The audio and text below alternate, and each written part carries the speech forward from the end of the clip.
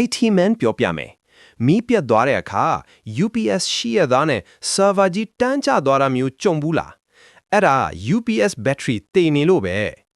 UPS ဆိုတာမီးပြတ်ရင်ခဏတာအားဖြည့်ပေးဖို့တည်းမဟုတ်ပါဘူးကောင်းမွန်တဲ့ battery ရှိနေမှသာ data တွေဆုံးရှုံးမသွားအောင်ကာကွယ်ပေးနိုင်မှာပါ6လတခါ UPS battery ရဲ့တက်တန်းကိုပုံမှန်စစ်ဆေးတဲ့အလေးကျင့်လေးရှိရင်ညီလေးတို့ရဲ့အဖိုးတန် data တွေကအမြဲလုံခြုံနေမှာပါ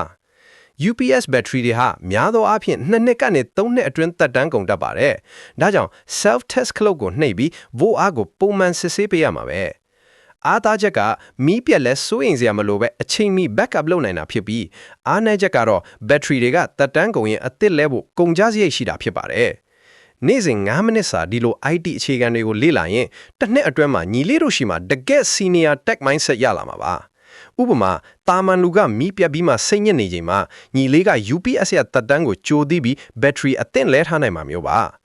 နေ့စဉ်9မိနစ်စာဒီလို IT အခြေခံတွေကိုလေ့လာပြီး senior IT brother ဖြစ်ဖို့ follow လုပ်ထားပါ